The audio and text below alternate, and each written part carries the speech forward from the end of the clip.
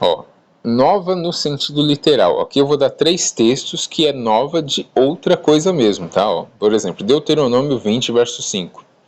Então os oficiais falarão ao povo dizendo: qual é o homem que edificou casa nova e ainda não a dedicou? Vá e torne para casa, não suceda que morra na peleja e outra dedique. Números 28 e 26. Semelhantemente, tereis santa convocação no dia das primícias, quando fizerdes ao Senhor oferta nova de cereais. Na vossa festa de semanas, nenhum trabalho servil fareis. Levítico 26, 10. E comereis da colheita velha por longo tempo guardada, até a final a removerdes para dar lugar à nova. Aqui acima essa nova também representa um sentido de outra, né, da mesma coisa. Agora, esse termo Shadash também pode ser um novo já existente. Vou dar exemplos aqui, ó. Jó 29. A minha honra se renova em mim, e ao meu arco se revigora na minha mão. Lamentações 3:23. Renovam-se cada manhã, grande é a tua fidelidade. Ezequiel 18.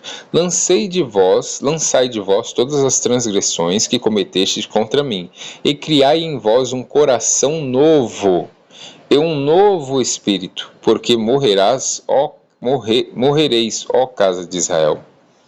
Aqui é novo espírito e novo coração, não é no sentido literal, né, pessoal? É no sentido de renovação, de uma transformação. E Ezequiel 37, né, que é o mesmo termo aqui. Ó, farei com eles um pacto, uma aliança de paz, que será uma aliança perpétua, e os estabelecerei e os multiplicarei para sempre. Eu os multiplicarei e porei o meu santuário no meio deles para sempre. Meu tabernáculo permanecerá com eles, e eu serei o seu Deus, e eles serão o meu povo. E as nações saberão que eu sou o Senhor que santifico a Israel, quando estiver o meu santuário no meio deles para sempre. Depois a gente vai trabalhar essa questão do para sempre, tá?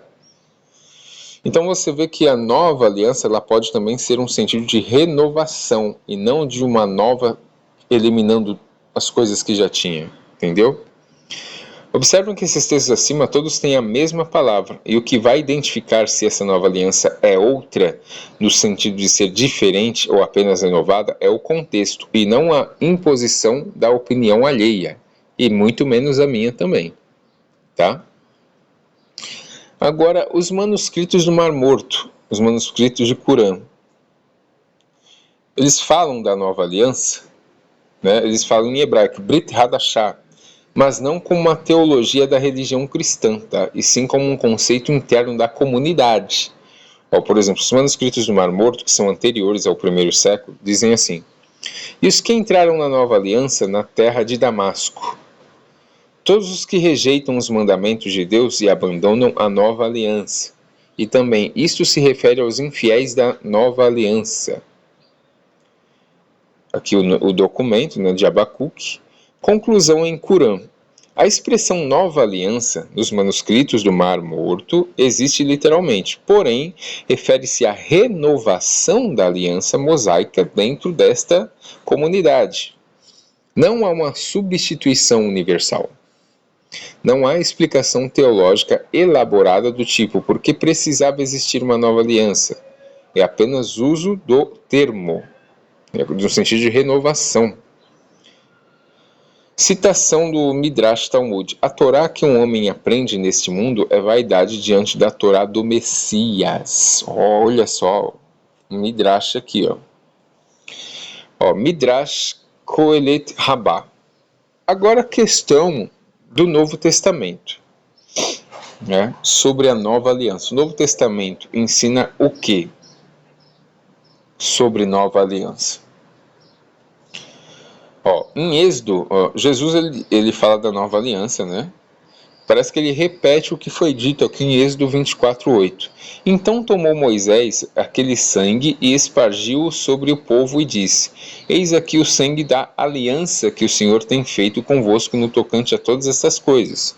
Aí Jesus fala isso em Lucas 22:20. Este cálice é a nova aliança, no meu sangue derramado por vós. Ou seja, o contexto também da nova aliança ali no Novo Testamento era um contexto do sacrifício de Jesus.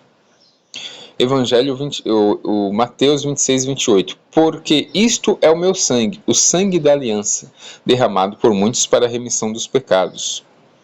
Aí Marcos 14, 24. Isto é o meu sangue da aliança, derramado em favor de muitos. Aqui Jesus está claramente conectando a sua morte com a nova aliança. Correto?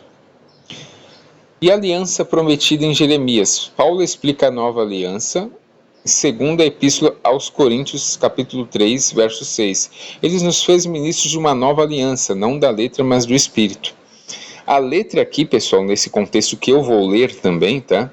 Ela não se refere à lei, tá? Depois eu vou contextualizar isso para vocês. Vocês vão entender direitinho 2 Coríntios 3, 6, que muita gente fala que não da antiga aliança, da lei de Moisés, que era a letra que matava. Não tem nada a ver isso, tá?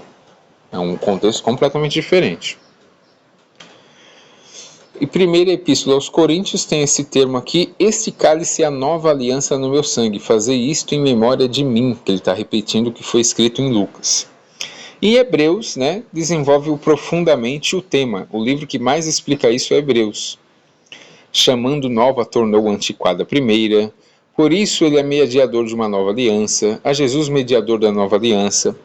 Agora a gente vai entender tudo isso daqui.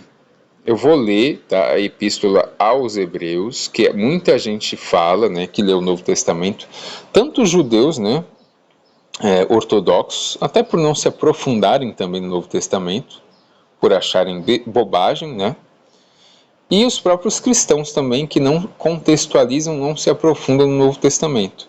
O Novo Testamento, que está ali, foi escrito no primeiro século. Os evangelhos, as cartas de Paulo, os outros livros, eles estão anulando a lei de Moisés? É isso que esses livros ensinam? E de onde que surgiu esse conceito do Messias que faria o sacrifício?